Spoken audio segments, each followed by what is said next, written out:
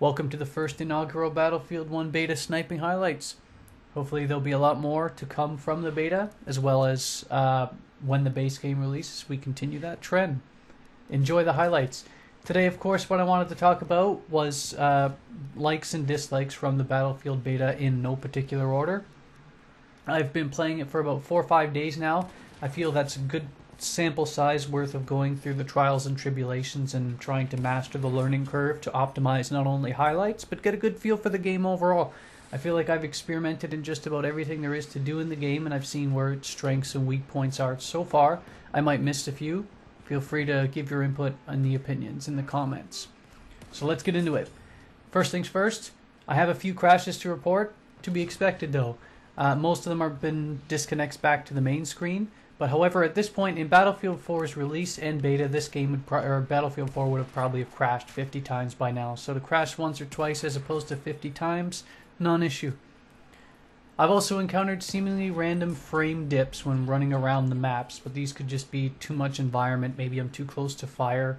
Who knows? Fallout 4 had these for a while, and they were, at least that I know and through me playing, were optimized pretty well after a patch or two.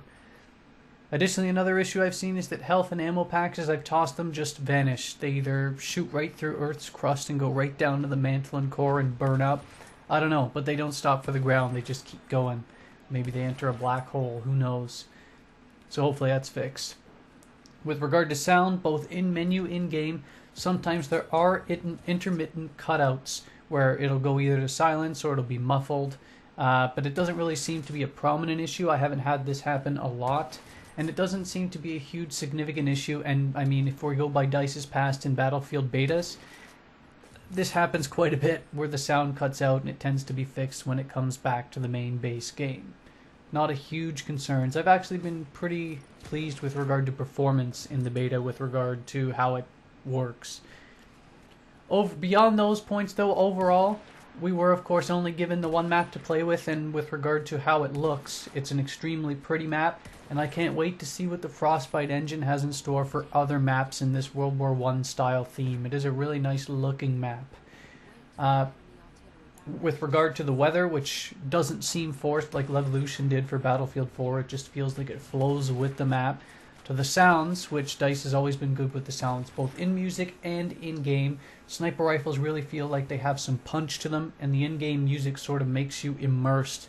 And that's a feeling I must say I never really had playing Battlefield 4. This, in the beta at least, playing this game, I definitely feel some immersion when I'm playing because of the sounds. It sounds great. And I'm really hoping the base game doesn't stray from this style. I hope it stays in this sort of feel because it's very immersive. Rush mode. That's an interesting one. It's been a ton of fun for me. It's rejuvenated like my love of that style of, well, mode. At first, I'll admit I was skeptical about the 12 versus 12, but I feel it does really work. You might be able to up it slightly, say 4 more per team, but that might be entirely based on map style and how big it really is. But if other maps are smaller than 12 versus 12 would work. I've actually really enjoyed the lower player count, the less gratuitous amount of extreme gunfire, clogging up choke points and explosives frustrating the hell out of you as you play. It's to not have those. It's been very welcome, and it's brought me back to the older days of Rush and Battlefield where I've really enjoyed it. And it has the fun factor to match. The thing is, though, there are a few bugs associated with it. I found some random spawn points being terrible, as in the second you spawn in, if you're a defender, you're already being shot and killed by attackers, or vice versa. So the spawns maybe could use some work based on strategic points in spawn in.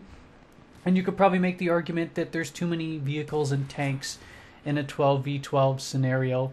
But again, that might be just on the map layout, that might be on spawn layout. I'd like a larger sample size before we come to a definitive conclusion as to whether it's the tanks that are the problem or if it's the map's balance that's the problem. We'll get to that, I guess. Now, I can't state definitively that I've gotten used to all weapon patterns and recoil as of yet that isn't a semi-auto or bolt action. Like, I'll admit full out that since I've got the game a couple of days ago, all I've been doing is playing semi-auto and bolt, partly because it's been so much fun, but because Like, I don't have any symptic sheets or anything to give me the recoil patterns, so I can have the knowledge to just stop wasting time and just get right to trying to master it. So I've sort of skipped playing around with those. So to this point, though, a lot of these weapons behave very different from other Battlefield games, to say the least. If DICE's goal was to reduce tap fire shooting in small bursts and very small bursts, then I think they've accomplished that quite well. Next, I don't really like the lack of ranged weapons for assault that were formerly engineer. At least in this map, semi-autos and snipers lay waste to them because there's just no catching them at range, which means obviously, hopefully they're adding more longer ranges to the engineer class. I hope that works out. I'd also like to see shotguns as a non-class exclusive weapon, and I'd like to use one as a medic to play that aggressive style in the trenches.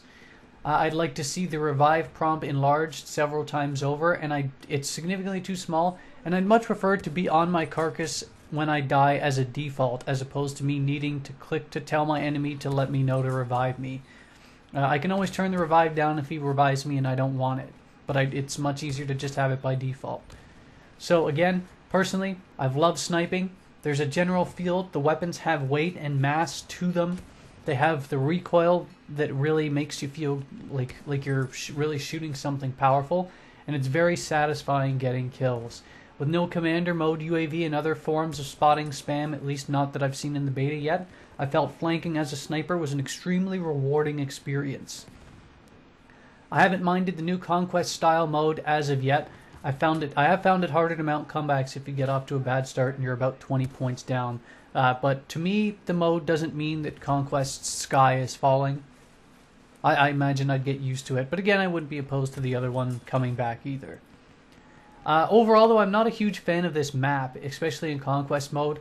There's little to no cover for the majority of the flags in the desert part, and there aren't enough horses around to traverse when you take a flag away from the main area. So it's just so big, but the general areas always have that big hotspot type of engagements. So I don't know. It's so large for so little weight to transport around if you're moving around a lot.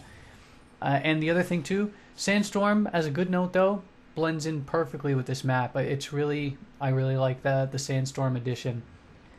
And again, next, this could be me, my iffy internet, but it seems to me like hitboxes are a bit iffy. I feel like I've been dusting quite a bit when in tank engagements, and when shooting at someone in rocky areas, I find sometimes my bullets will just hit invisible walls right in front of their face. Again, could be my lag as a disclaimer, but I severely doubt it because it happens quite a bit, and coincidentally in most of the same areas that it's happened before. You be the judge. Possible sensitivity issues in the big tank.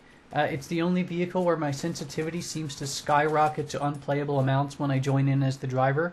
Let me know if you have this same issue. With regard to the light tank next, it's well balanced in taking damage and damaging other vehicles, but my issue with it is that the canister cell has so much range it can kill infantry for miles away. And I feel like I can get in a 20 kill streak every time I step in the thing, and that's a little much. With regard to horse melees, it can be a bit long and buggy at times. There'll be times, of course, where I'll swipe a guy right next to me, it won't kill him. Then other times I'll swipe, my sword will completely miss, and it'll kill him. It's a bit unpredictable, so hopefully that's looked into. The timer in Rush and Conquest of Courts needs to go or extend it to something like 30 minutes, so that way after 30 minutes you can say, okay, good enough. And some side notes here too.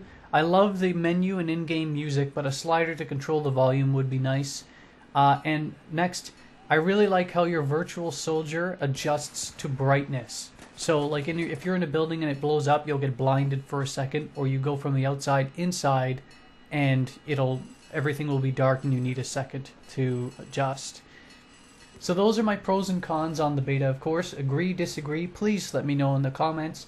I know I've been jumping around between games an awful lot lately, so it's probably turned some of you guys off. But if you have an opinion, shoot it in the comments. I love engaging with the community, and now that I actually have a game that I thoroughly enjoy playing that's still in a Battlefield type dynamic for now, let me know your thoughts.